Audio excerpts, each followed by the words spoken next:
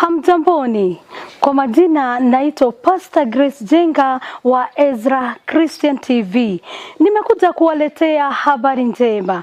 Ezra Christian TV iko na shule mpya ambayo imefungua, inaitwa Ezra Academy. Na katika shule hii tumekuja kuwafundisha kuhusu mambo ya media, na tunafundisha digital marketing, content creation, photography, videography, graphic designs. Na ukitaka kutufikia, nambari zetu za simu 0780 86 36 88 au 0713 66 29 87. Tunawakaribisha nyote, asanteni.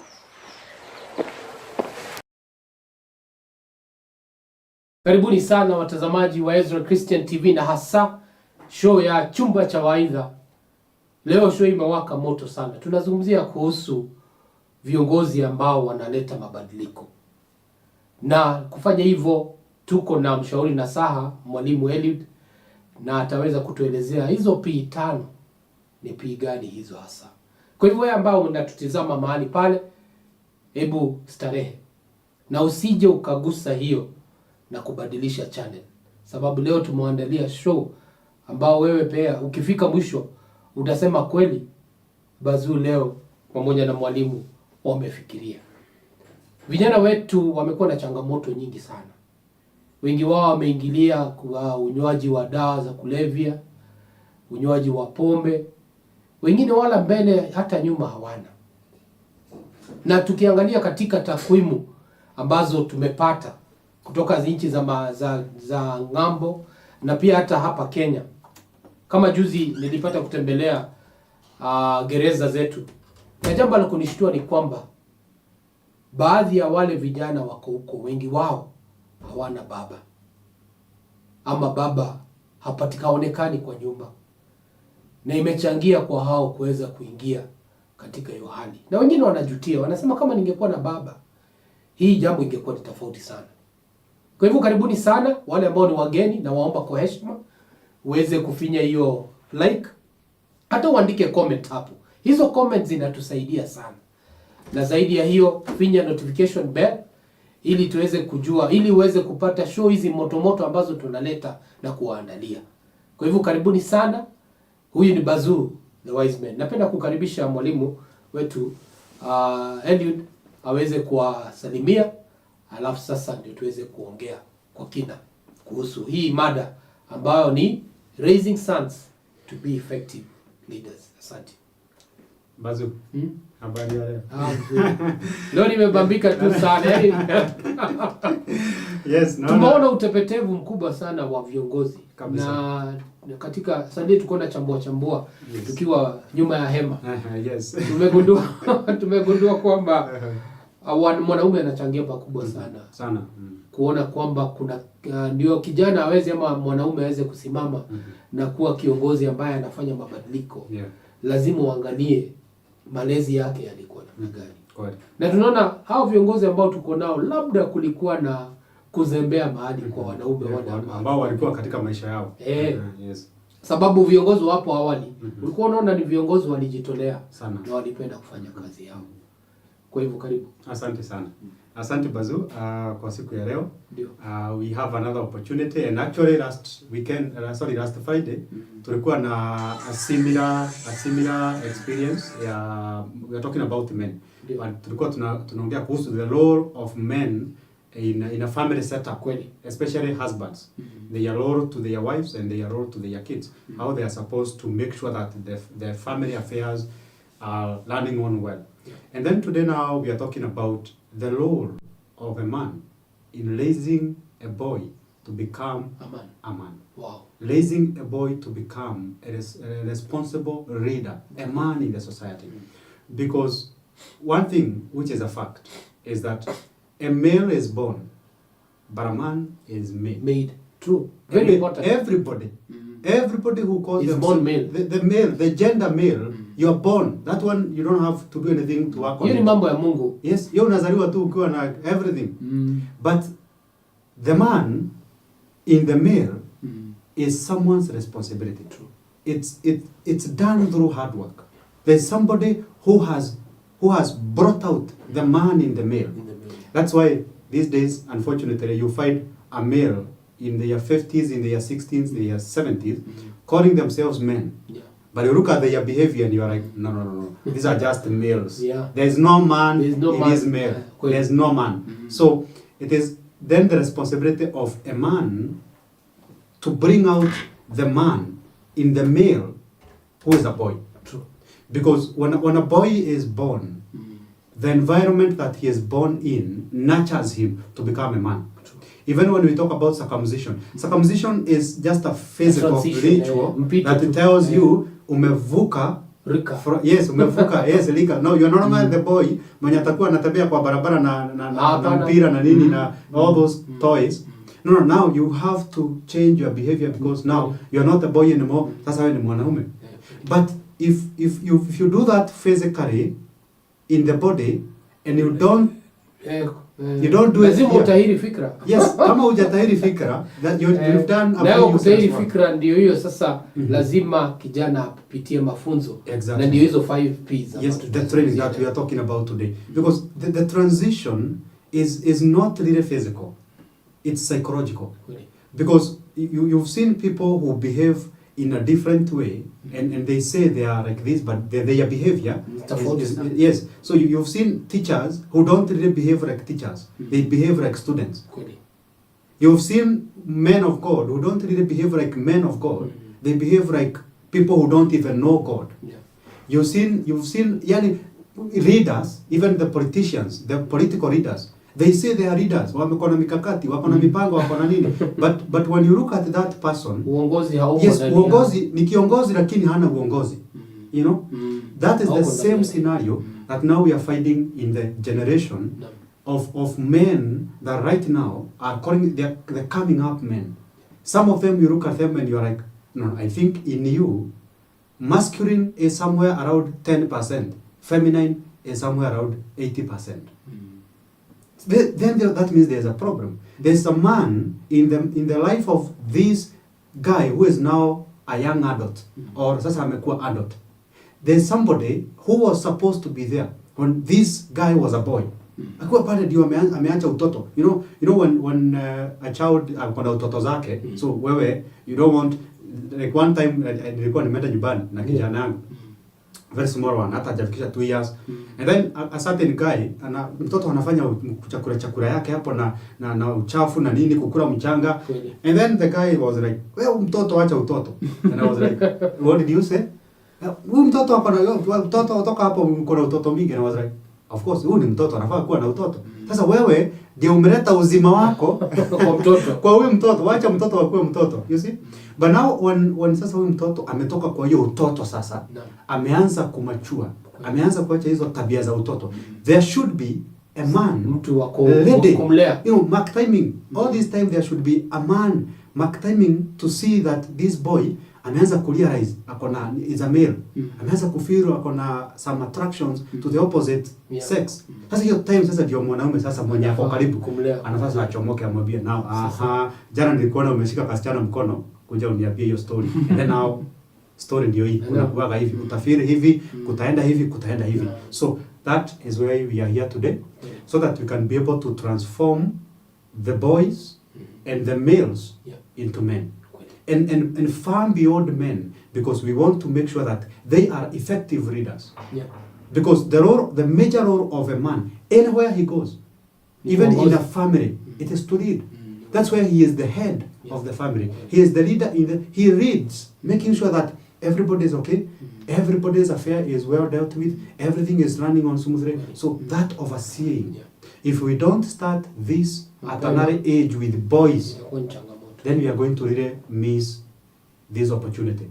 We are going to miss the opportunity of making sure that we are bringing up a responsible generation of people who you don't have to follow, to follow them everywhere they go, with every step they make, so that you can prevent them from killing themselves. And actually, it should not be a wonder if in the next 20, 30 to 50 years, the greatest population of people will want to commit suicide. True.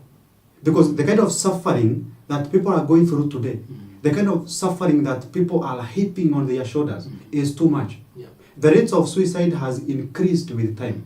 Now, believe me, in 10, 20, 30, 40 years, it will have doubled. Yeah. So, Bazuu, with your permission, can we start with the first P? Yeah, yes. But before that, kabla ufanye hivyo na umefanya vizuri, umepeana introduction vizuri sana ya kusema kwamba that everybody or a youth who's male, a boy is born male, na katika hiyo maleness ndio ile hali ya kuweza kulea the boy to become a man. Good.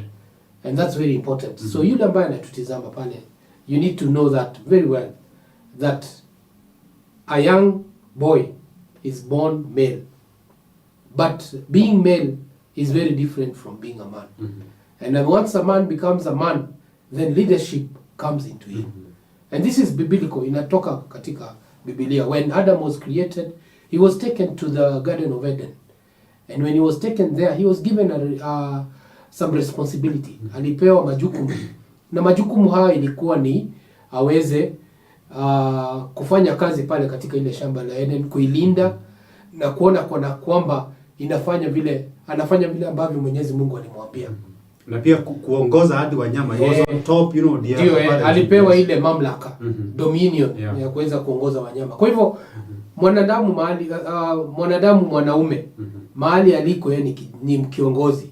Lakini sasa uwe kiongozi, ndio sasa tunazungumzia hizo P5 ambazo mwalimu Nasaa ataweza kutuambia. Lakini kabla hajafanya hivyo, ningependa atupatie takwimu ndio tuweze kuelewa tunatoka wapi, tunaenda wapi.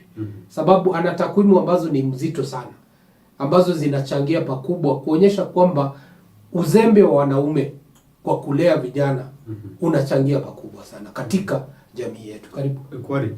Bazuu, na ni kwa haraka muda producer ananiambia muda hatuna muda mrefu. Ni sawa tu. The statistics are really shocking because you come to realize that the gap created by the absence of a man, at some point, it is irreversible. There's nothing that can really be done to rectify that in most cases. Number one, those teenage moms, you've seen girls who have become teenage mothers. Wale wametunga mimba za mapema. Wakiwa you know shule, wengine hata maybe hawajaingia shule, you know, at a very tender age. So the absence of a man makes a young girl 6 times more prevalence to become a teenage mother than when the father is present. Na hiyo tulizungumzia kwa show yetu. Tafadhali tuangalilie show yetu ile ambao tulifanya Ijumaa iliyopita, ambao tulikuwa tunazungumzia 5 P's na presence ilikuja hapo. Sababu hapo ndipo msichana, actually the first boyfriend, rafiki wa kiume wa kwanza wa msichana ni baba yake. Ni babake. Na hapo ndio anaweza kutofautisha the first girlfriend, you know, the first lover. Yes. Hapo ndipo msichana atafautisha upendo ule halisi na upendo wa kuadaiwa. Alright, so number 2, I want to say that kids who are from fatherless families, they are 4 times more likely to commit suicide. Kids who are living in fatherless families, they are 24 times more likely to run away from home. And I'm actually going even to tell you the percentage of the kids, the street kids. The percentages are also very high. So the kids who are from fatherless homes, they are 6 times more likely to drop out of school. Kids who are brought up in fatherless families, they are 15 more times likely to have behavioral disorders. You know, they are engaging in behaviors that are destroying their lives, especially in installments.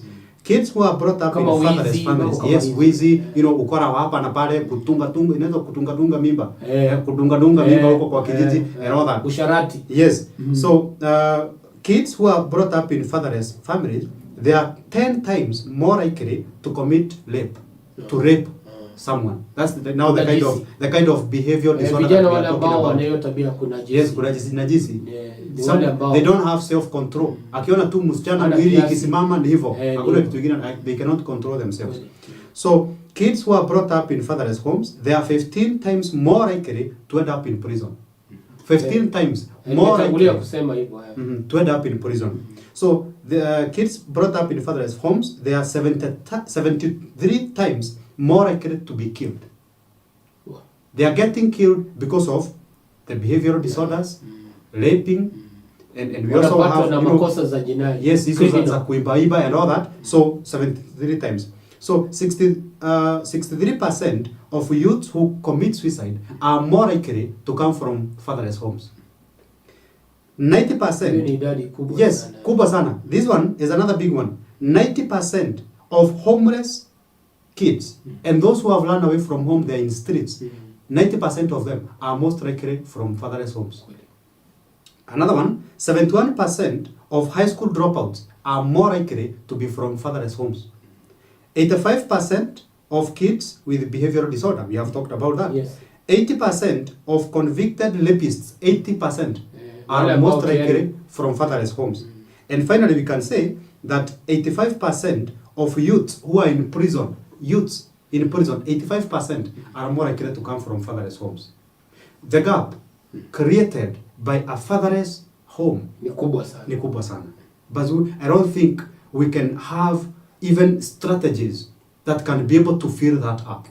Even as counselors, as therapists, we will try, because sometimes we will go to the community, we organize men, we try to show them this kind of results, this kind of statistics, so that we can try to show them, your absence in that home is creating more mess than you think. And most men, they are not at home because most likely they are running away from their angry wives. Yeah. I'm running away because nikienda nitakereshwa nitaanza kuambiwa nilikuwa wapi, kama nimekuwa na wale wasichana wangu, nini. So he is running away from home. He is avoiding to be at home most of the times because of the issues in the relationship with the wife. But this man does not concern himself and ask himself, yes, I'm running away from the chaos and the quarrels that I have with my wife. What impact is this bringing or having on my kids? On my kids. Because if we have 1,000 families in a village, and all the fathers in that village are absent fathers. Now you can see the Sodom and Gomorrah in that village. You can see the kind of steering in that place. You can see the kind of chaos that we are going to find in that place. So the statistics are shocking. That is why it is very important. Za kutia hofu sana. Because ningependa kabla hujaendelea mwalimu, ningependa wale ambao wanatutizama na hasa wakina mama, nataka kuwarai ama kuwaomba kwa heshima wanaume hao, sisemi wabembeleze ama waite kababa, hizi vitu ziko kwa hapana. Hiyo ya kababa, fanya mwanaume elewe, mpe heshima na nafasi yake, sababu anachangia pakubwa sana. Sababu mwanaume usipompa heshima ile anafaa kupewa, yule kijana ambao unalea hapo ndio atakuja kukupiga ngeta. Kwa hivyo ni vyema usaidie ule mwanaume ambaye anaweza ongea na yeye, na akiongea na yeye basi anakusaidia. Ukitoka nje hauna wasiwasi. Mwalimu ametuambia hapa rapist, vijana wale ambao ni wakunajisi, changamoto yao ilianzia kwamba hakukuwa na mwanaume wa kuelezea kwamba wanafaa kuwa na kiasi. Na hiyo ndio mambo ambayo tutazungumza leo. Karibu. Tuendelee kwa hizo peace na wanze na preparation. Tutaandaa kijana kivipi? Yes, because everything usually root from preparation. When you prepare something for something, it performs better. If you have a presentation and you prepare yourself well, like the way they say, go stand in front of the mirror, talk to yourself. Yes, assess your audibility, assess kama uko na anxiety. If you prepare well, you increase the chances of performing well. So if we can prepare these boys to become men, then we have now reduced the percentages that we are reading today. Because we have reduced the percentage of men who are going to rape young girls. We have reduced the percentage of young men who are in prisons. We have reduced all those percentages. We have reduced even the school dropping out and all that. We have reduced all those statistics. So preparation is very, very important. You cannot prepare without skills. That is why we are always telling men that for you to prepare your boy to become a man, you must make sure, first of all, you are not a boy yourself. Because there's no way a boy is going to prepare a boy to become a man. If you yourself as a man in that boy's life, you have not matured enough to become a man. Yeah. You're also going to prepare your son to become a boy, just like you. Ni wewe utakuwa mnapatana kwa pombe, mnanunuliana pombe. Na mkimaliza kununuliana pombe, kila mtu anachukua msichana wake mwenye alikuwa na dance. Kijana anaingia room 104, babake anaingia room 105 na msichana. They can both do whatever they want. So those are two boys. It's a boy who brought up another boy. So as a man, you need to make sure that first of all, you've grown up. You've not just grown old. You've grown up to become a man. So that now you can be able also to prepare this boy to become a man. And an effective reader. Yeah. I always tell men, and even women, ladies who are bringing up boys. Yes. Number one, you need to have in mind is that you're not just bringing up a son. Yeah. You're bringing up a man. You're bringing up somebody's husband. And you're bringing up somebody's father. So you're not just bringing up a son. You're also bringing up a man, a father, and a husband. So you need to bring all these aspects together so that you can holistically prepare this man. Number one, morally. You need moral guidance to a boy. Because kijana, sasa wakati ameanza kukua a young adult, wakati yako pale teenagehood and you know, adolescence. So mwili imeanza kuchemuka because of emotions and feelings. And there, you are absent as a man to tell this boy, ukisikia mwili ikichemuka hivyo, you need to do this. Because if this boy is not guided by the father, yes. If this boy is not guided by the man, a mature man in his environment, then he'll be guided by fellow boys. Amen. And those fellow boys are going to misguide him. They will run into those chaos. So morals are very important for you to guide that. True. The virtues. Tell this son, you know, you need to be integrated here. You need to have this courage. You need to do this, you know. You need to own up to your mistake. Because most men that you see right now, they are messed up because they don't know how to own up their mistakes. And they run them from their fathers. We can't blame them. My dad never owned up his mistakes. Alikuwa anakuja anatuchapa sisi wote, tunaenda shuleni tukua tunalia, tukapata grades baya. He never owned up to that. Alikuwa anatuambia nini. So you need to be there to guide this young boy who is becoming a man. Number two, you need to make sure that this boy who is growing up, it has a vision, has a purpose. That's the second P. Purpose. Maksudi. Purpose is very important. Because if you don't have a purpose for anything, then you don't know what you are doing.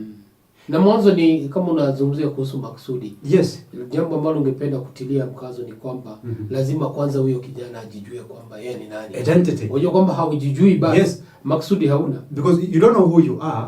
So if you don't know who you are, and especially when it comes to worth, I'll tell you something that I encountered a few years ago that really taught me that I needed to know my worth. Yes. So identity is very important.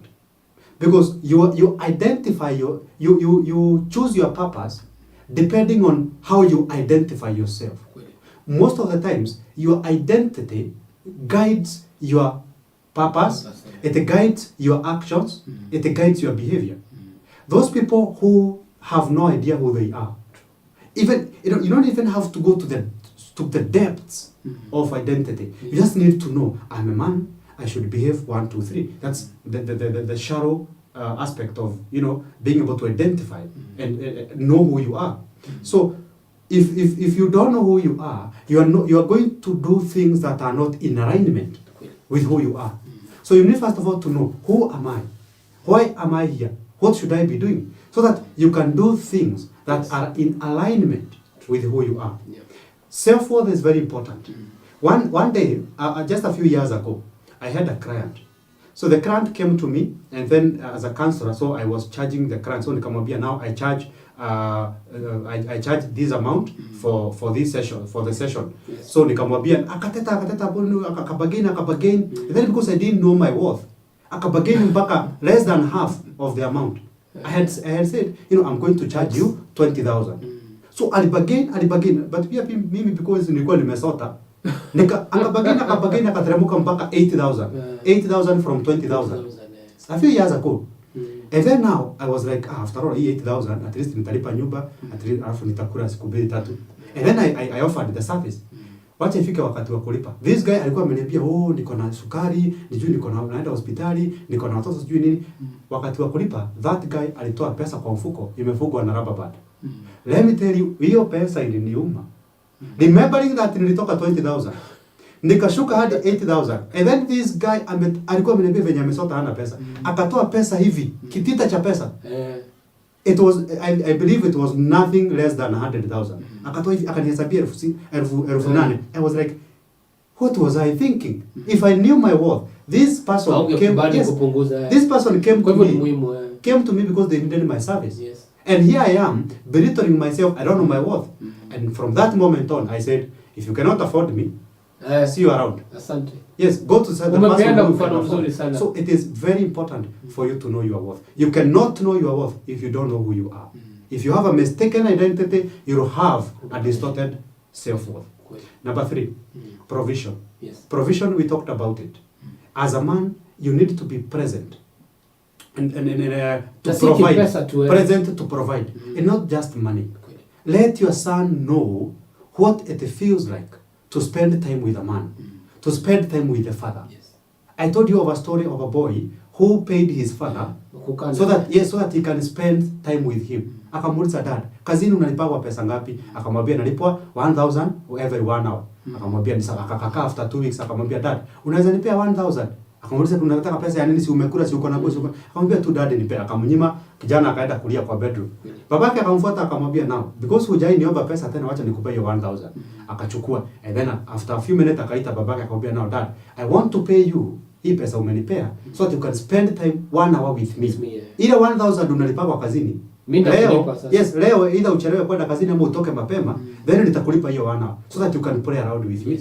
So you need to not only provide money, to not only provide luxury. Ni sawa mtoto wako anachukuliwa shuleni, anachukuliwa nyumbani anaenda shuleni na gari. Lakini maybe anaenda kwa hiyo gari ya kiria. Anatembea hata hawezi enjoy kubebwa na hiyo gari. It's okay, mtoto nyumbani kuna TV screen kubwa kuliko yeye 75 inch. Yes, imejaa kwa ukuta mzima. Hata anaweza watch akiwa huko nje. Anaweza watch TV akiwa kwa dirisha na anaona everything. Ni sawa, but kama ana watch hiyo TV akiwa analia machozi, akiwa analia machozi, ana miss daddy. You know, hajui presence ya daddy, that is useless. And that's now where we are getting rapists. That's where we are getting thieves. That's where we are getting people who are young people acting pornography in this country. So, number 3.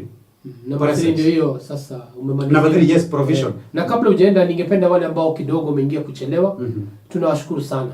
Andikeni comments hapo. Na hasa wakina mama wale ambao wanatutizama. Elewa kwamba hii si mambo na wanaume, ni mambo na wewe pia. Yes. Ni vyema pata nafasi hata na mume wako ama hata kijana, your nephew or even a brother. Muinvite uweze kusoma kwa kuangalia show ya kina Bazuu. Ndio uweze kuelewa kwamba unachangia pakubwa sana. Na sasa tumezungumzia P3, ya kwanza ilikuwa ni preparation. Kuandaa kijana. Lazima umuandae. Ajue kwamba akitoka huko nje kutakuwa na changamoto, atajimudu kivipi. Ya pili ni purpose, maksudi. Lazima aweze kujua maksudi yake ni nini. Na maksudi unaipata wakati anapojijua yeye ni nani. Na mwalimu Nasaa amepeana mfano mzuri sana. Wakati alikuwa kidogo ameanza tu kazi ya ushauri Nasaa, kuna yule mteja ambaye alikuja na akampatia bei ya shilingi 20,000. Lakini sababu hakujijua alishuka hadi shilingi 8,000. Na ndio mteja huyo alitoa kitita cha pesa na hata anajilaumu. Amepeana mfano mzuri sana. Kwa hivyo a son needs to know his purpose. Na hiyo purpose inaletwa ni baba yake kumwambia kwamba you are doing well. That's how a young man is able to know that kama baba ananitambua, basi ninapotoka kule nje, basi mimi pia nafaa kutambuliwa. Aenda kwa pia hizo. Ya ine ni presence. Bazuu, maybe umenipata before tuanza show. Nilikuwa I was scrolling TikTok. And then I realized kuna mjadala inaendelea TikTok. Something good that is happening for men. And then I have realized that there's a certain lady anaitwa Sandy. I think anaitwa Sandy. And then men are even saying now this is going to be our women rep. Well, women have women rep. So now we need our man rep, but unfortunately she is going to be a woman. Why? Because this girl is so smart Ameanza kuita wanaume kababa. Anaamka asubuhi, ni aje kababa, umeamka, umeomba, umekunywa chai, kunywa maji. Now take care of yourself. You are doing good kababa. There's nothing that massages a man's ego than vitu kama hizo. And I think women are running a lot from that. Because most men are craving for those kind of things. Yes, aitwe kababa, atendekezwe kidogo, aambiwe you are doing good, you are doing fine. Bila ile kuambiwa wewe ni mwanaume, be a man, wacha umama, wacha nini. No. You need that kind of tenderness. And I think ladies, you should watch that. Ndio mwanze kufanya hivyo manyumbani mwetu. Although I know also it might break a few homes. Kama mwanaume bibi yako akupata ukismile ukiitwa kababa, ni hivyo vita imetoka hapo. Vita tayari imetangaza. So presence is very important. Presence. So when as a father you are present in this boy's life, you are able to nurture him with every step. Unfortunately, most men are showing up when the boy, the son, is starting to take drugs in his 18 years. After 18 years, that's when now the father is showing up. Wewe umeanza tabia, you are indisciplined, unisikizi, nini, and then the son is like, Dad, wait a minute. The last time I experienced your presence in my life was when I was 5 years old. Yes. It's been 10, 15 years. Sikuonai karibu na mimi. Sasa juu nimeanza kuvuta bagi, ndio unakuja kuniambia ati I'm being indisciplined. And maybe the reason me navuta bagi, it's because of what you have been doing. It's because of the absence. It is because of the chaos you have been causing at home. And now you are showing up after mimi nimekuwa mtu mzima. No, Dad. Hapa hatutaingia, hatuta agree. So most men are showing up wakati kimeumana. Wakati the son now ameanza tabia zingine baya, ameanza kupelekwa prison, majority of them sasa wana show up kwenda kumtoa kwa cell, kulipa bail. Inaitwa bail ama ni bill? Ni bail. Hizo fine zinalipwa mtu akipelekwa, wengine kupeleka rehab. Wengine sijui ameshikwa amepachikana mimba huko. Sasa that's now when men are showing up. Na pia mwalimu, kidogo ni kuzuie kwa heshima, ni kwamba nimeona jambo ambalo nimekuwa na nataka tu kuunga mkono, ni kwamba tumezungumzia kuhusu kijana lazima avuke rika. Na jambo limekuwa likinishtua sababu mimi nimekuwa katika hiyo maandalizi ya vijana kuvuka rika. Yes.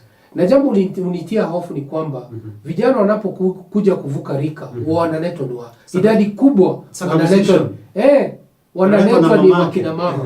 Paka hata wamama wengine huja hapo ni sababu wameongea na wanaume wao, hawaonekani. Hiyo absent ambao ulikuwa unazungumza. Kwa hivyo ni vyema sisi wanaume tuwe mahali hapo. Kijana anafungua ukurasa mpya na ni ukurasa wa kuwa mwanaume. Wewe mwanaume unafaa kuwa mahali pale. Ndio uweze kutembea na ndio mshauri na sana nazungumzia kuhusu presence. Hiyo presence is very key kama mwanaume. Hata kama hautaongea, weka tu aone baba amekuja. Na sasa zile ameenda unamwambia kijana anakosa, acha niwaambie wanaume. Vijana wanauoga ile hujawahi ona. Wakati unajua ni jambo gani? Yes. Na rumors na hajakuwa akipata information ile kabisa. Yes. It is you who supposed to be there. Sasa zile anaruka. And that's why presence is very key. Very important. Asante. Na pia tuende kwa shule. Sasa zile kijana apata alama mbaya. Kwa tulikuwa nazungumzia kuhusu performance. Na mnaweza angalia hiyo YouTube show yetu.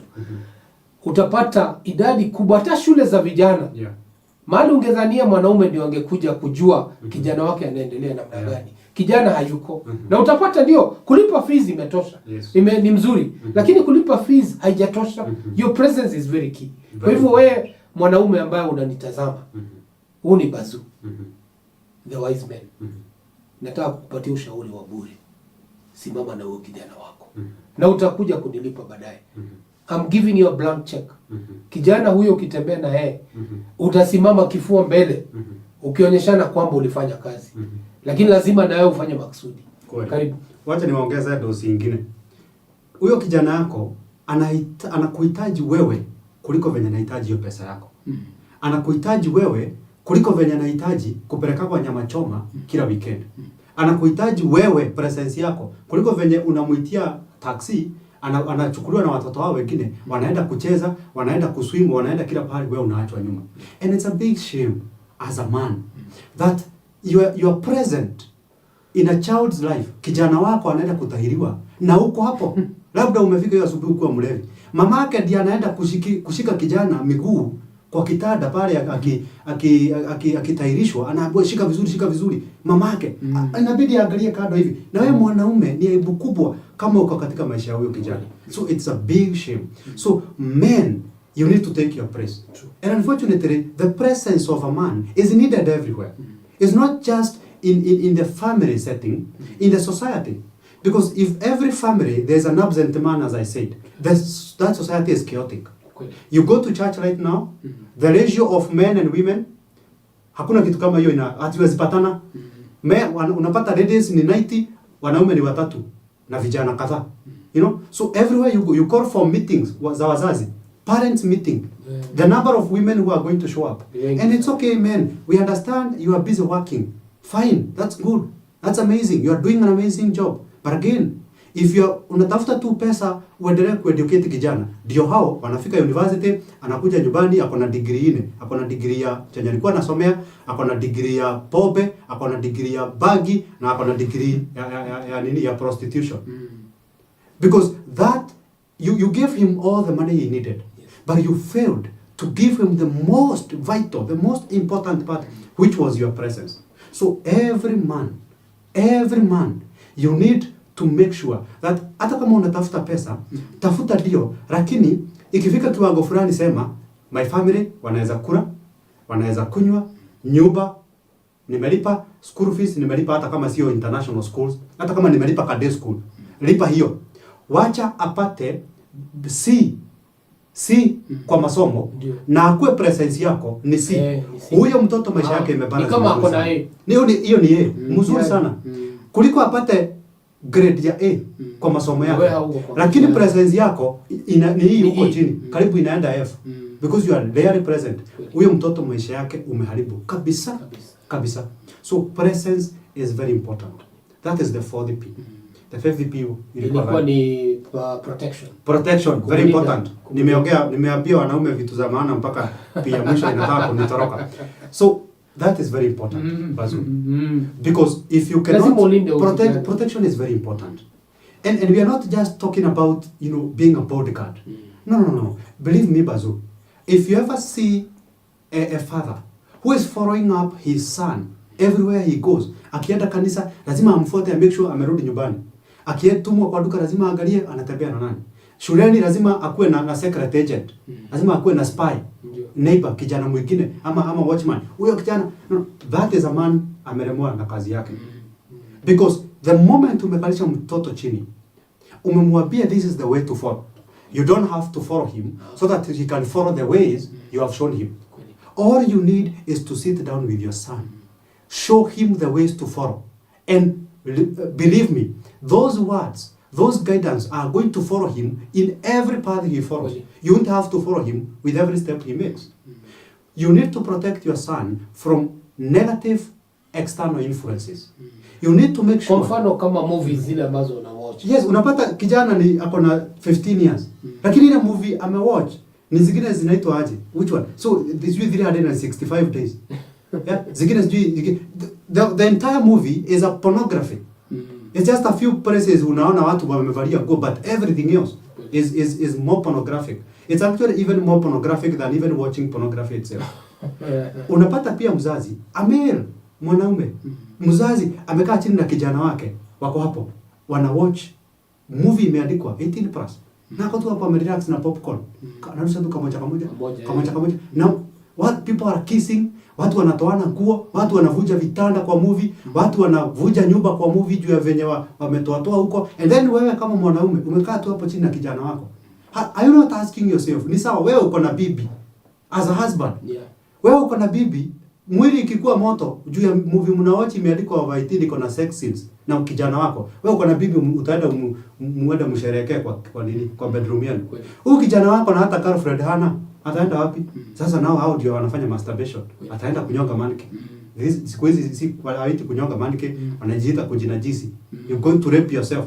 So wanaenda kujinajisi huko kwa bedroom. Yeah. And it is only because as a father you have exposed this child to explicit sexual contents that are beyond his age. So wacha huyu kijana amachue. You actually supposed to show the negative effects of this. Sio kukaa chini muwatch na wewe na yeye. Sio ati mnaenda club na kijana wako, mnaanza wewe yeye hapo ile kona ana kiss wasichana milioni moja na huko ile kona nyingine una kiss wako bilioni moja. That's a big shame. A big shame. So protection is very important. And as you are protecting your son from external negative influences as a man, you also need to make sure that you are also protecting your son from your own negative influence. Because we have toxic parents. We have toxic fathers. Because as a man, kama unakuja nyumbani ukiwa mlevi, you are a toxic parent. Kama unakuja nyumbani unagombanisha kila mtu nyumbani, you are a toxic parent. Because what kind of traits and morals and behaviors are you instilling kwa maisha ya huyo mtoto? So as you protect them from external negative influences, you need to make sure that your own influence to that child is very positive. Ndio usimprevent kukuliwa na fisi huko nje. Na wewe sasa uko kwa nyumbani, wewe ndiye mbwa koko. Ndio mimi mbwa koko amenaitwa hapo. You know? So wewe sasa ndio unakuja kumkulia kwa nyumba. You know? So you prevent them from interacting with friends who are going to influence them to take drugs. Akifika nyumbani unamtuma akuende hadi akununulia bagi na sigara na pombe. You know? So you need to protect your son. And fathers, men, let me tell you this. One of the most amazing way you can protect your sons is by being a perfect example. If your son has to know that domestic violence is not good, let him learn from you. If a son has to learn that kutoka nje ya doa ni vibaya, wacha asome kutoka kwako kama mwanaume. If your son has to learn that drugs are not good, let him learn from you. Because there's no way that you are going to use drugs. Unaleta wanawake wengine kwa hiyo boma, unapiga mama yao, unatesa mama yao, wao wenyewe unawatesa na jaa na nini, and then you expect him to be a different man. No. He's going to be an exact replica of yourself. He's just going to behave like the way you are behaving. And that's why now, these days, unapata mwanaume anasema, huyu si kijana wangu, hizi tabia hata ziko kwenu. No, hizo tabia hata ziko kwenu, ziko ndani yako. There are things you didn't tell him to do, but the way you behaved, you showed him to do those things. Yes. Tabia zako, because when we are born, we learn best and we start learning by observation. Yes, mtoto anaanza kutembea wakati ameona umeinua mguu yako umeweka na yeye anainua yake anatembea. Mtoto, whatever the behavior within the house, that's how the kids behave. So if you want your son to behave like a man, as a husband, as a father, behave like a man. Let him learn from you. If he doesn't learn from you, he will learn from the society. And the society doesn't have mercy. They will teach you the things you don't want him to learn. Asante. Yes. Asante mwalimu na saa Eliud Tanzania. Wale ambao wanatutizama wameweza kuona kwamba hizo P's 5 ni muhimu sana. Alianzia kuzungumza kuhusu preparation ambao ni kuandaa kijana wako. Ya pili ilikuwa ni purpose, lazima awe na maksudi, na tukaelewa kwamba purpose inatoka kutoka yeye, lazima akuwe anajitambua na anajijua yeye ni mtu aina gani. Ya tatu ilikuwa ni presence, lazima uwepo wako uwe mahali pale. Na hapo ningependa kuongezea ni kwamba msemo unasema hivi, a boy is made a man by another man. Nitarudia tena kwa ule ambaye anasema hey Bazuu unakimbia. A boy is made a man by another man. Nenda wapatia mifano. Sasa unaona vijana wanatia vipuri. Na sina shida na kutia vipuri. Hata zamani watu walikuwa wanatia vipuri. Lakini wengi kama vile amemalizia kusema kwamba watu na iga. Si ile mambo ambayo inatoka kwa midomo yetu. Ni ile maneno ambayo, mifano ile ambayo tunafanya sisi ndio watoto wanafuata. Kwa hivyo mwanaume kijana akiona babake havai vipuri, hajashuka nywele, utaona huyo kijana anasimama wima sababu ashajitambua yeye ni mwanaume na mwanaume anafaa kuwa aina hii. That's the third P. Presence. Ya nne ni provision. Lazima uwe mahali pale. Na provision si kutoa tu pesa ya kulipa school fees. Lazima pia uwe mahali pale kumlinda na kumuonyesha kwamba zaidi ya pesa wewe uko pale kumuongoza na kumpatia mwongozo, na mwongozo ambao ni mzuri, ambao unaweza kumsimamisha wima. Alafu ya 5 ndio hiyo protection. Lazima ujue marafiki zake. Si mtu ambaye ukikaa kwa nyumba mtu anakupigia mlango saa 6 usiku. Haujui wewe umekaa tu mwambie kijana wangu chakula ndio hiyo. Umemwandalia mpaka chakula. Kila kitu iko tayari. Na wewe ulifika mapema. Hapo hakuna ulinzi huko.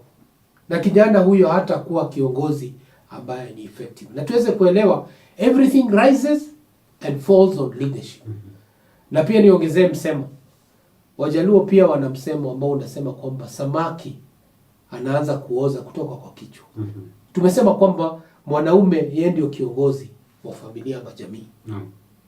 Na basi akiwa ameoza, basi samaki ameoza. Na ndio tumechukua majukumu haya kuweza kuleta hizo 5 P's. Ndio tuweze kuelewa kwamba for us to raise sons who are going to be effective leaders, hizo P5 lazima tuzingatie na kwa dhati. Yes. Na hakuna kuzembea mwanaume, wewe ambaye unatutazama hapa na pia mama ambaye anatutazama. Naomba kwa heshima uweze kushare hii na wanaume wengine. Ndio watakaposikia hizo 5 P's, na ni rahisi sana. Ni P's ambazo hazisumbui na ni rahisi kuziweza kuzinga. Na ni mambo hatusemi it's not rocket science. Hii si science ya kiroketi. Ni mambo ambayo wewe unaweza fanya. Na hata uhitaji atikuazima kwa mwingine hapa. Ni mambo wewe tayari uko nayo. Na unapofanya hivyo, takwimu zile daktari ama mwalimu na saa alizungumzia, hauwezi kuzisikia tena. Juzi kama vile nilisema, tulifanya mission kwa gerezani. Na nilipokuwa pale nikaona kijana mmoja amejikunyata mahali kwa kona. Hakuwa anataka kutangamana na wengine. Kwa hivyo nikamsongelea na nikamuuliza ni nini? Akaniambia ana hofu. Na nilishtua vile aliniambia kwamba babake alikuwa anamwambia kwamba atakuja kwenda kwa jela. Lakini zaidi ya hiyo, hata vile alienda kwa jela ni kusingiziwa, hata hakufanya jambo. Kwa hivyo mwanaume uelewe, ile maneno yanatoka kwa kinywa chako inaweza fanya huo kijana wako awe ni mtu tofauti. Kwa hivyo wewe unatakana kuchunga sana kabla hujatamka jambo kwa kijana. Fikiria mara 2 hata mara 3. Na ile jambo ambalo litatoka pale ni la kumfanya huyo kijana aweze kusimama wima na kujitambua. Na unapofanya hivyo unasaidia jamii yote kwa ujumla. Tukiangalia taifa letu kwa wakati huu, mbona tuna walevi chakari? Tukirudi nyuma tutaona mahali mvua ilianza kutupiga. Sisi wanaume akina Bazuu tumezembea, hatufanyi kazi yetu vile inahitajika. Na ndio tunashukuru kwamba kwa show kama hii ya leo tumeweza kuwaletea 5 P's. Jambo rahisi sana ya kufuata. Na najua mtaniletea comments ya vile ambavyo umeona mabadiliko yakiweza kuingia katika jamii. Na wakati mabadiliko yanaingia kwa jamii, basi baraka za Mwenyezi Mungu zinakuwa pamoja nasi. And that's very true, because if there's even somebody who is asking, maybe it's a mother who is watching. Na labda anasema nao sasa mimi mzee alienda ama alikufa, sasa kijana hapo sasa nitafanya. Tafuta andiko yake. Kama andiko zake zote ni walevi, tafuta mzee wa kijiji. Mwambie now I want you to be the father figure to my son. Take that responsibility. Do what you can to nurture that boy if the father is absent. But again, don't neglect that responsibility 100%. Kusema sasa huyu babake hayuko, so hata there's nothing we can do. No, there's something you can do. Kuna jambo unaweza fanya. Bazuu hapa. Pigia Bazuu simu, mwambie now Bazuu, mimi nataka ukue mentor wa kijana wangu. Connect wao. Na mimi niko tayari. Yes, and then Bazuu is going to mentor that. And again, even when we are saying that, you need to have a father figure. It is somebody, a man, a man in that boy's life. It's somebody who behaves like a man. Mtu ambaye tabia zake umezikagua na ukaona kwamba anatosha mboga. Yes, again usiende kumtafutia mtu huko nje and then akuja ampotoze. You need to be very careful. So as a mother out there, do what you can to nurture that boy. But at some point, it's very important that also you can find someone who is going to be a mentor to this boy. Mwenye ambaye atamsaidia. And let me tell you something, Bazuu. If men can do their works, if men can work their responsibilities properly. Right now, as I've told you, Sadi mwenye ako TikTok, ndiye anafanya kazi ya wanaume wenye wameshindwa kufanya kazi zao. Ndio anaita watoto wa wenyewe kababa. So that now they can feel that love that they never felt. Yes, because they never had the love of a father. So anybody showing up, giving them even a tiny little love, even if it's lapped up with torture and abuse, they're going to cling on to that. That's why unapata mwanaume amekaliwa na bibi yake lakini yako tu hapo. Why? Because this guy has never known love. Have never tasted love. Alitest love. Yes, kadogo kutoka kwa this lady. Na akasikia, you know, that's amazing. Now, they cannot let go even if they are being tortured, even if they are being abused. Why? Because naachilia hii nitatoa ingine wapi? For the rest of my life, sijai taste love. But this one that I got, I've been able to lazima nikuamilia hapa. So men, we need to wake up. We need to do to work. We need to make sure that our responsibilities are well manned. They are well done, so that we don't produce boys who we are calling men, but in reality they are just boys, nothing more. So it is very important that even any viewer who is listening to us and then I feel, Eliud, I would like you to come and, you know, kwa church uongee na vijana wetu, ama ukuje shuleni uongee. Wapatie namba ya simu. Yes, ama nikipenda one-on-one sessions, you know, you can just call me 0713 550 493. 0713 550 493. Pia Bazuu ukimfikia tu mwambie nataka nifikie Eliud, atakuja hadi kwangu. Kweli, asante. Yes. Asante. Na ningependa kuzungumzia kuna jambo moja mwalimu Nasaa alizungumzia. Unaweza pata kuna mwanaume ambaye yeye ni boy. Yes, sasa anauliza Bazuu, hai mmeniacha nje. Mimi niko. Na mwalimu Nasaa yuko. You need to have an accountable partner. Wewe haujapoteza na hujachelewa. Yeah, someone who can we can still make you to become a man. Exactly. Na niweze kufunza huo kijana wako. Nimeona comment moja nimetumiwa hapa na ndio sababu nimetilia mkazo hiyo. Wewe usiwasi. Inawezekana. Kwa hivyo tutembelee, nione, uwe na accountable partner. Kama si mimi, basi ataenda kwa mchungaji kwa kanisa hapo, ama rafiki wa karibu. Umwambie mimi nilipata hiyo changamoto, sikulewa na baba. Na wakati mwingine hata mke wangu ananitia changamoto. Ongea, usije ukapata shida zaidi. Tuko hapa kuweza kufanya hivyo. Naam. So asante sana mtazamaji wa Ezra Christian TV. Hii imekuwa show moto sana. Comments zimeingia hapa kwa wingi. Tunashukuru sana. Mungu aendelee kuwabariki na kuwatenda mema. Napenda kushukuru producer wangu Kim Proper.